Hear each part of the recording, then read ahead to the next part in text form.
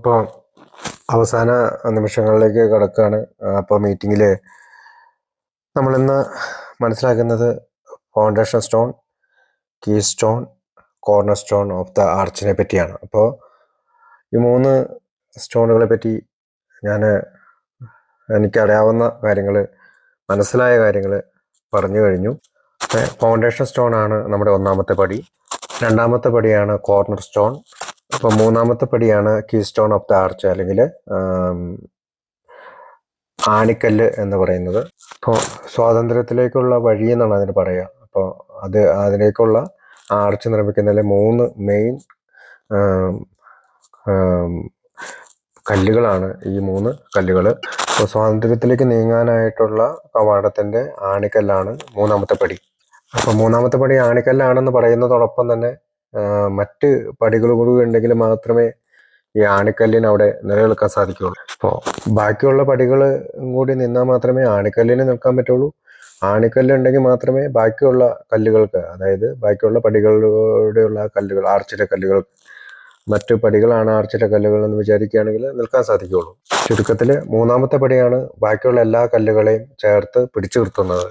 അപ്പോൾ ബേസിക്കായിട്ട് ഈ മൂന്നാം പടി ഇല്ലെങ്കിൽ ബാക്കിയുള്ള പടികൾക്കൊന്നും നിലനിൽപ്പില്ല. അപ്പോൾ ഒരാൾ ബാക്കി പടികൾ ചെയ്യുവാണെങ്കിൽ മാത്രമേ മൂന്നാം പടി ചെയ്യേണ്ട ആവശ്യമുള്ളൂ എന്നും പറയുന്നുണ്ട്. അപ്പോൾ ഇത് അങ്ങോട്ടും ഇങ്ങോട്ടും കോ റിലേഷനിൽ ഉള്ള പടികളാണ്.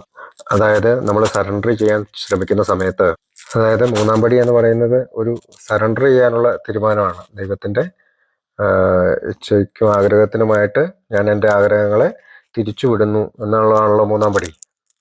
അപ്പോൾ ഒരാൾ ഏയിൽ വന്നിട്ട് പെട്ടെന്ന് തന്നെ ഈ സറണ്ടറിങ് നടക്കുകയല്ല, പറ്റാതെ വരും ഈ മൂന്നാം പടിയിൽ. അപ്പോഴാണ് ബാക്കിയുള്ള പടികൾ കൂടി ചെയ്യുമ്പോൾ അയാൾക്ക് ഈ മൂന്നാം പടിയിൽ കൂടുതൽ ഉറപ്പ് ലഭിക്കുന്നത്. അതായത് 4-ാം പടിയിലൂടെ നമ്മുടെ തെറ്റുകളൊക്കെ കണ്ടുപിടിച്ച് 5-ാം പടിയിൽ നമ്മൾ സ്പോൺസറോടും ദൈവത്തോടും എല്ലാം ഏറ്റുപറഞ്ഞ് ബാക്കിയുള്ള പടികളെല്ലാം ചെയ്തു കഴിയുമ്പോഴാണ് ആ ആത്മവെളിച്ചം നമുക്ക് ലഭിക്കുകയുള്ളൂ. അല്ലെങ്കിൽ ഈ മൂന്നാം പടിയിൽ ഉറയ്ക്കാനായിട്ടുള്ള ഒരു ബുദ്ധിമുട്ട് നേരിടും. അതാണ് കാര്യം. അപ്പോൾ നമ്മളിപ്പോൾ ഇത്രയും നേരം സംസാരിച്ചതിലും കഴിഞ്ഞ മീറ്റിങ്ങുകളെല്ലാം കണ്ടതിലൊക്കെ വെച്ചിട്ട് നമുക്ക് മനസ്സിലായി, ദൈവത്തിനെ കണ്ടുമുട്ടണം. അപ്പോൾ ദൈവം എവിടെയാണ്? ദൈവം നമ്മുടെ ഉള്ളിലാണ്. അപ്പോൾ അതിന് നമ്മൾ തേച്ച് മിനുക്കി നമ്മുടെ മനസ്സൊക്കെ ഒന്ന് ഒരുക്കി കഴിഞ്ഞാൽ മാത്രമേ ആ ആത്മീയ വെളിച്ചം നമ്മളിലേക്ക് കടന്നു വരികയുള്ളൂ. അപ്പോൾ ആ ദൈവത്തെ കണ്ടെത്താനായിട്ടുള്ള തെരഞ്ഞു നടക്കലുകളിൽ നമ്മുടെ മനസ്സിൻ്റെ ഉള്ളിലുള്ള തടസ്സങ്ങളാണ് ഈ പറയുന്ന നമ്മുടെ തെറ്റുകളും കുറ്റങ്ങളും, റിസെൻമെൻറ്റ്സ്, ഭയം, മറ്റേ സെക്സ്, മറ്റുള്ളവർ ദ്രോഹിച്ച കാര്യങ്ങൾ, ഇതെല്ലാം നമ്മൾ ക്ലീൻ ചെയ്യേണ്ടി വരും. അതോടൊപ്പം നമ്മുടെ സ്വഭാവ വൈകല്യങ്ങളെ നമുക്ക് തുടച്ചു നീക്കേണ്ടി വരും. അപ്പോൾ ബ്ലോക്ക് ചെയ്യുന്ന ഈ കാര്യങ്ങളെല്ലാം നമ്മൾ മാറ്റേണ്ടിയിരിക്കുന്നു. എങ്കിൽ മാത്രമേ നമുക്ക് ഈ വെളിച്ചത്തിലേക്ക് കടന്നു വരാൻ പറ്റുകയുള്ളൂ. അപ്പോൾ മാത്രമേ നമുക്ക് ഈ സറണ്ടർ എന്നുള്ള കാര്യം നമുക്ക് ജീവിതത്തിൽ പ്രവർത്തിക്കാൻ പറ്റുകയുള്ളൂ. അതുകൊണ്ടാണ് നമ്മൾ തീരുമാനിച്ചു എന്ന വാക്ക് മൂന്നാം പടിയിൽ കാണുന്നത്. സറണ്ടർ ചെയ്യാനായിട്ട് തീരുമാനിച്ചു. അപ്പോൾ തീരുമാനിച്ചു കഴിയുമ്പോഴും നമുക്കത് പറ്റാതെ വരുമ്പോഴാണ് മറ്റുള്ള പടികൾ ചെയ്ത് കഴിയുമ്പോൾ നമുക്കതിന് കൂടുതൽ കരുത്തുറ്റ ഒരു തീരുമാനത്തിലേക്ക് നമുക്ക് എത്താൻ സാധിക്കുന്നത്. അപ്പോൾ മൂന്നാം പടിയാണ് കീ സ്റ്റോൺ. അതില്ലെങ്കിൽ നമുക്ക് മുമ്പിലേക്ക് പോകാൻ പറ്റുകയില്ല, മറ്റു പടികൾ ചെയ്യാനായിട്ട് പറ്റുകയില്ല. 1ഉം 2ഉം പടികൾ മനസ്സിൽ ബോധ്യപ്പെടേണ്ടതാണ്. മൂന്നാമത്തെ പടി മനസ്സുകൊണ്ട് പ്രവർത്തിക്കേണ്ടതാണ്. 4 മുതൽ 9 വരെയുള്ള പടികൾ നമ്മുടെ ജീവിതത്തിൽ പ്രവർത്തിക്കേണ്ടതാണ്. 10ാം പടി എന്ന് പറഞ്ഞാൽ 4 മുതൽ 9 വരെയുള്ള പടികളെ തുടർന്നും ദൈനംദിനം ചെയ്തുകൊണ്ടിരിക്കലാണ്. നിരന്തരമായിട്ട് ചെയ്യേണ്ടതാണ്. 10ാം പടിയിൽ നിരന്തരമായിട്ട് നമ്മൾ 4ഉം 9ഉം പടികളാണ് ചെയ്യുന്നത്. അപ്പോൾ 11ഉം 12ഉം പടികളിലൂടെ മാത്രമേ നമുക്ക് വളർച്ച കൈവരിക്കാൻ സാധിക്കുകയുള്ളൂ. അപ്പോൾ 11ാം പടിയിൽ നമ്മൾ എത്തുമ്പോൾ നമ്മൾ കുറച്ചും കൂടി ഇപ്പം ദൈവത്തിൻ്റെ കാര്യത്തിൽ സ്ട്രോങ് ആവുകയും 3ാം പടി കുറേ കൂടി ഉറപ്പിക്കാനും സാധിക്കുന്നത് ഈ 11ാം പടി കഴിയുമ്പോഴാണ്. അപ്പോൾ 3ാം പടിയിൽ തീരുമാനിച്ച ഒരു കാര്യം നടപ്പിലാവുന്നത് 11ാം പടിയിൽ എത്തുമ്പോഴാണ്.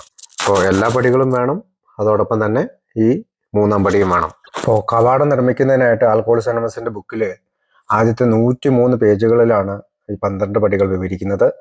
1ാം പടി വിശദീകരിക്കുന്നതിനായിട്ട് 1 മുതൽ 43 വരെയുള്ള പേജുകളാണ് മാറ്റിവെച്ചിരിക്കുന്നത്. ഡോക്ടറുടെ അഭിപ്രായം 8 പേജാണ്. അപ്പോൾ അതും കൂടി കൂട്ടുമ്പോൾ 1ാം പടിയുടെ ഭാഗമായി ചേർക്കേണ്ടതാണത്. അപ്പോൾ 51 പേജുകളിലായിട്ടാണ് 1ാം പടി വിശദീകരിച്ചിരിക്കുന്നത്. സ്റ്റെപ്പ് 2, 3 അതായത് പടി 1, 2, 3 19 പേജുകൾ, അതായത് പിന്നീടുള്ള 43 മുതൽ 62 വരെയുള്ള പേജുകൾ നീക്കി വെച്ചിരിക്കുന്നു. സ്റ്റെപ്പ് 4, 5, 6, 7, 8, 9 എന്നിവയ്ക്ക് 20 പേജുകളാണ്. അതായത് പിന്നീടുള്ള 43 മുതൽ 82 വരെയുള്ള പേജുകൾ നീക്കി വെച്ചിരിക്കുന്നു. പിന്നീട് സ്റ്റെപ്പ് 10, 11, 12 എന്നിവയ്ക്കായി 20 പേജുകൾ, അതായത് പേജ് നമ്പർ 83 മുതൽ 103 വരെയുള്ള പേജുകൾ വിവരിച്ചിരിക്കുന്നു. ഇതിനർത്ഥം ഒന്നാം പടിക്കാണ് ബുക്കിൽ ഏറ്റവും കൂടുതൽ പേജുകൾ നീക്കി വെച്ചിരിക്കുന്നത്. അപ്പോൾ ഒന്നാം പടിയിൽ ഉള്ള സമ്മതവും, രണ്ടാം പടിയിലുള്ള വിശ്വാസവും, മൂന്നാം പടിയിലുള്ള തീരുമാനവുമാണ് ഈ ആർച്ചിന് വേണ്ടിയിട്ട് വേണ്ടത്. അപ്പോൾ ഒന്നാം പടിയിൽ പരാജയം സമ്മതിക്കുന്ന ഞാൻ രണ്ടാം പടിയിൽ ഈ 1ഉം 2ഉം പടികൾ മനസ്സിൽ ഉൾക്കൊണ്ടുകൊണ്ട് ഉറപ്പിച്ചുകൊണ്ട് ഒരു സ്വീകാര്യത അല്ലെങ്കിൽ let go, acceptance and let go എന്നീ 2 തത്വങ്ങൾ സ്വീകരിച്ചുകൊണ്ട് 1ഉം 2ഉം 3ഉം പടികളിലൂടെ നമ്മൾ നിരന്തരം ചെയ്തുകൊണ്ടിരിക്കുകയാണ്. അപ്പോൾ ഒരംഗത്തിന് 1ഉം 2ഉം പടികൾ ബോധ്യപ്പെട്ടാൽ മാത്രമേ മൂന്നാം പടിയിൽ സ്വന്തം ഇച്ഛയും ആഗ്രഹവും ദൈവത്തിൻ്റെ ഇതിൽ തിരിച്ചുവിടാനായിട്ട് സാധിക്കുകയുള്ളൂ. അപ്പോൾ 4ഉം 9ഉം പടി പ്രോഗ്രാം ഓഫ് ആക്ഷൻ എന്ന് പറയുന്നത്. അപ്പോൾ പ്രവൃത്തി ആവശ്യമുള്ള അതാണ് പടികൾ. 10ആം പടി ഇവയുടെ എല്ലാം ആവർത്തനമാണ്. അപ്പോൾ ആദ്യം പറഞ്ഞാൽ 11ഉം 12ഉം പടികൾ വളർച്ചയുടെ അല്ലെങ്കിൽ ഓരോ ആൽക്കഹോളിക് അനോണിമസിലെ അംഗത്തിൻ്റെ പുരോഗതിയുടെ പടികൾ എന്നാണ് പറയുന്നത്. അപ്പോൾ ഇത് മരണം വരെയുള്ള ഒരു ജീവിത രീതിയാണ്.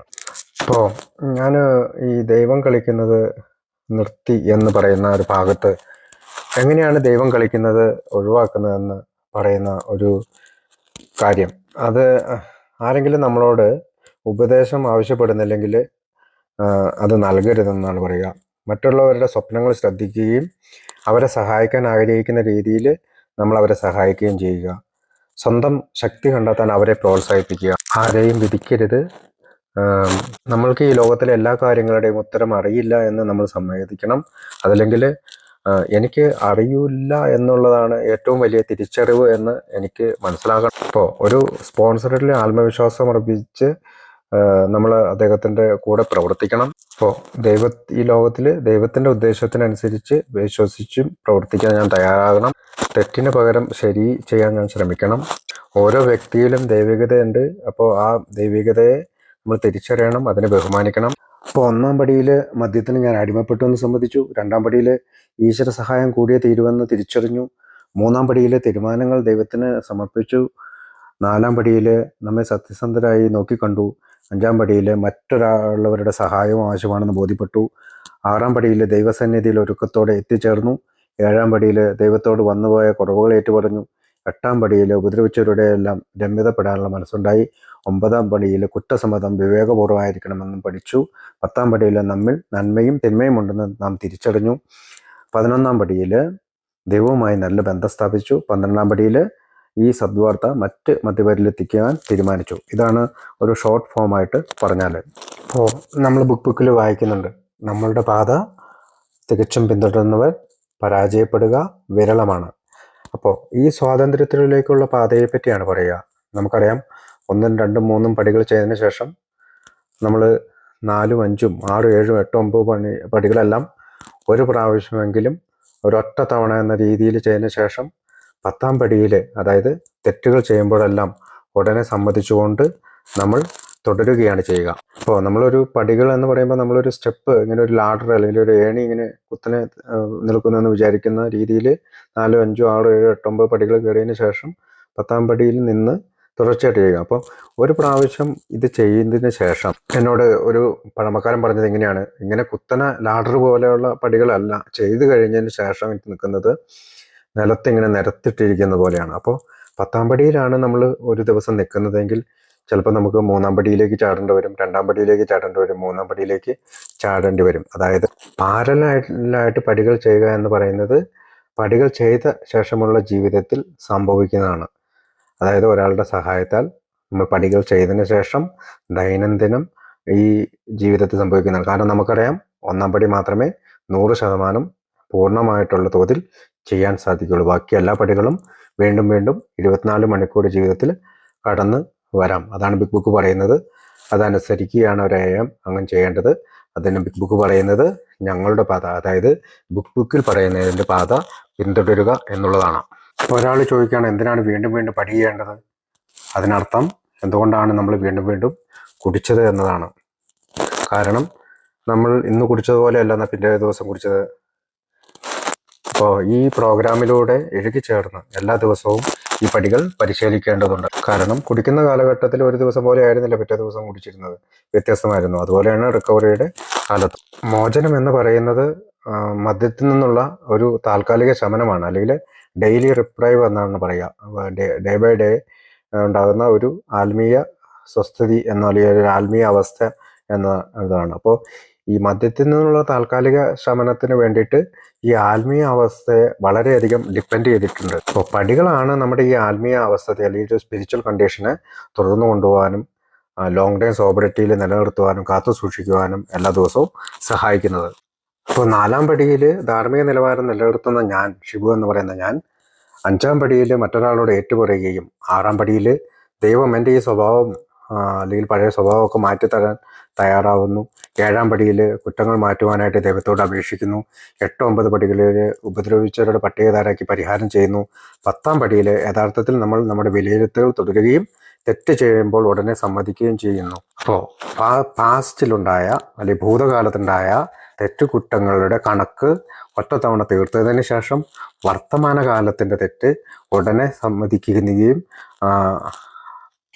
അതിന് പരിഹാരം വേണമെങ്കിൽ പരിഹാരവും ചെയ്തുകൊണ്ട് ദൈവവുമായിട്ടുള്ള അടുപ്പം കൂട്ടി 11-ാം പടിയിലൂടെ മുന്നോട്ട് പോയി ജീവിതത്തിൽ ചെയ്യുന്ന എല്ലാ പാപങ്ങൾക്കും പരിഹാരമായിട്ട് 12-ാം പടിയിൽ നമ്മൾ 12-ാം പടി ചെയ്യുകയാണ്. കാരണം മറ്റൊരാൾക്ക് സന്ദേശം കൊടുക്കുന്നത് നമ്മൾ ജീവിതത്തിൽ ചെയ്തു പോയ പാപങ്ങൾക്ക് പരിഹാരമായിട്ടാണ്, തെറ്റുകൾക്ക് പരിഹാരമായിട്ടാണ്. ബിൽ ഡബ്ല്യു എഴുതിയിട്ടുള്ള 12-12 അല്ലെങ്കിൽ 12 പടി 12 പാരമ്പര്യത്തിൻ്റെ മുഖവരിയിൽ ഇങ്ങനെ പറയുന്നുണ്ട്: ആത്മീയ സ്വഭാവമുള്ള ഒരു കൂട്ടം തത്വങ്ങളാണ് 12 പടികൾ. ഒരു ജീവിത രീതിയായി അവ ശീലിക്കുകയാണെങ്കിൽ മദ്യപാനം എന്ന ഒഴിയാപാതയെ പുറന്തള്ളാനും കഷ്ടത അനുഭവിക്കുന്നവനെ ജീവിതത്തിൽ സന്തോഷവാനായും പൊതുവിൽ പ്രയോജനപ്രദമായ ജീവിതം നയിക്കുന്നവനായും മാറ്റിയെടുക്കാൻ സാധിക്കുകയും ചെയ്യും. ബിൽ ഡബ്ല്യു പറയുന്നുണ്ട് 12 പടികൾ നാം നമുക്ക് വേണ്ടി പരിശീലിക്കുന്നതാണ്. നമ്മുടെ സ്വബോധത്തിനായിട്ട്, നമ്മുടെ മാനസിക ആരോഗ്യം സംരക്ഷിക്കുന്നതിനായിട്ട്, നമ്മുടെ വികാരങ്ങളെ നമുക്ക് വേണ്ടി നിയന്ത്രിക്കാൻ വേണ്ടി, നാം നമുക്ക് വേണ്ടിയിട്ടാണ് മറ്റുള്ളവർക്ക് നന്മ ചെയ്യുന്നത്, നാം നമുക്ക് വേണ്ടിയിട്ടാണ് ധർമ്മം അനുഷ്ഠിക്കുന്നത്, നാം എല്ലാം നമുക്ക് വേണ്ടി ചെയ്യുന്നു. നമുക്ക് കൂടുതൽ സുബോധം ലഭിക്കുന്നതിനായിട്ട്, സുബോധത്തിൽ നിലനിൽക്കുന്നതിനായിട്ട് ആണ് ഓരോ ആളുകളും പ്രവർത്തിക്കുന്നത്. ഡോക്ടർ ബോബിനോട് ഒരിക്കൽ ചോദിച്ചു ഏതാണ് പ്രധാനപ്പെട്ട പടിയെന്ന്. ഡോക്ടർ ബോബ് പറഞ്ഞു, ഒരു കേക്കിൻ്റെ ഒരു ഉദാഹരണം പറഞ്ഞു. ഒരു കേക്കിൻ്റെ മിക്സ് തെറ്റിപ്പോയാൽ, ഇപ്പോൾ 2 മുട്ടയ്ക്ക് പകരം 3 മുട്ട ഇടുവോ, അല്ലെങ്കിൽ അതിലൊഴിക്കേണ്ട കെമിക്കൽ റമ്മോ അതൊക്കെ കൂടുതൽ ഒഴിക്കുകയൊക്കെ ചെയ്താൽ, അല്ലെങ്കിൽ 350 ഡിഗ്രിയിൽ കത്തിക്കേണ്ട ചൂടാക്കി എടുക്കേണ്ട സാധനം 450 ഡിഗ്രിയിൽ ഓവനിൽ ചൂടാക്കിയെടുത്താൽ അതിൻ്റെ ടേസ്റ്റും അതിൻ്റെ ആകൃതിയൊക്കെ മാറിപ്പോകും. അപ്പോൾ എല്ലാ പടികൾക്കും അതിൻ്റേതായ പ്രാധാന്യമുണ്ട്. ഒരു ചക്രത്തിലെ 12 വീലുള്ള ഒരു സ്പോക്ക് പോലെയാണ് ഈ 12 പടികൾ. അതിനകത്ത് ഒരു സ്പോക്ക് നഷ്ടപ്പെട്ടു കഴിഞ്ഞാൽ ചക്രം വീക്കാവും. വണ്ടി ഓടും, പക്ഷെ ചക്രം വീക്കാവും. അപ്പോൾ പടികൾക്കെല്ലാം തുല്യ പ്രാധാന്യമാണ്, തുല്യമായിട്ട് ചെയ്യേണ്ടതാണ്. അപ്പോൾ 12 പടികൾ ചെയ്യുമ്പോൾ ആർത്തി വരുന്ന അല്ലെങ്കിൽ ക്രേവിങ് വരുന്ന അല്ലെങ്കിൽ ഒരു അവ്യക്തമായ പഴയ ചിന്താഗതിയിൽ നിന്നും ജീവിതത്തിൽ നിന്നും ക്രമേണ പുതിയൊരു മെച്ചപ്പെട്ട ജീവിത രീതി നമുക്ക് തിരഞ്ഞെടുക്കാൻ കഴിയുന്നു. പഴയ ജീവിത രീതി മരിക്കുന്നു. നമ്മളിലുള്ള പഴയ വ്യക്തി അല്ലെങ്കിൽ പഴയ ഷിബു മരിച്ച് നമ്മൾ പുതിയൊരു ജീവിതം ജീവിക്കുന്നു. അതല്ലെങ്കിൽ നമ്മൾ പറയും പഴയ ഷിബു എപ്പോഴും എൻ്റെ കൂടെയുണ്ട്, എയിൽ വന്നു കഴിഞ്ഞപ്പോൾ അതൊരു പുതിയ ഷിബു അല്ലെങ്കിൽ പുനർജനിക്കപ്പെട്ടു എന്നുള്ളൊരു വാക്ക് പറയുന്നുണ്ട് ബുക്കിൽ. അതായത് ഞങ്ങളുടെ ഉള്ളിൽ പ്രവഹിക്കുന്ന പുതിയ ശക്തി ഞങ്ങൾ അറിഞ്ഞപ്പോൾ, മനസമാധാനം ഞങ്ങൾ ആസ്വദിച്ചപ്പോൾ, ജീവിതത്തെ വിജയകരമായി നേരിടാമെന്ന് ബോധവാന്മാരായി തീർന്നപ്പോൾ, ഇന്നിനെക്കുറിച്ചും നാളെയെക്കുറിച്ചും ഇനി അങ്ങോട്ടുള്ളതിനെക്കുറിച്ചുമുള്ള ഭയം ഞങ്ങളെ വിട്ടൊഴിയാൻ തുടങ്ങി. ഞങ്ങൾ പുനർജനിക്കപ്പെട്ടു എന്ന് പേജ് നമ്പർ 62 പറയുന്നുണ്ട്. ഇപ്പോൾ നമ്മൾ 3-ാമത്തെ പടിയിലായിരിക്കുന്നു. ഇപ്പോൾ പുനർജനിക്കപ്പെടുന്ന ഒരാൾക്കാണ് ഇങ്ങനെ ഈ സ്വാതന്ത്ര്യത്തിൻ്റെ പാതയിലൂടെ സഞ്ചരിക്കാൻ സാധിക്കുന്നത്. ഇത്രയും പറഞ്ഞുകൊണ്ട് ഞാനിവിടെ എൻ്റെ ഷെയറിങ് നിർത്തുകയാണ്. എനിക്ക് മനസ്സിലായ കാര്യങ്ങളും ഞാൻ ജീവിതത്തിൽ പ്രവർത്തിക്കാൻ ശ്രമിച്ച കാര്യങ്ങളൊക്കെയാണ് ഇവിടെ പറഞ്ഞത്. നന്ദി. എല്ലാം കേട്ടിരുന്ന എല്ലാവർക്കും നന്ദി പറഞ്ഞോടെ ഞാൻ നിർത്തുന്നു. Thank you.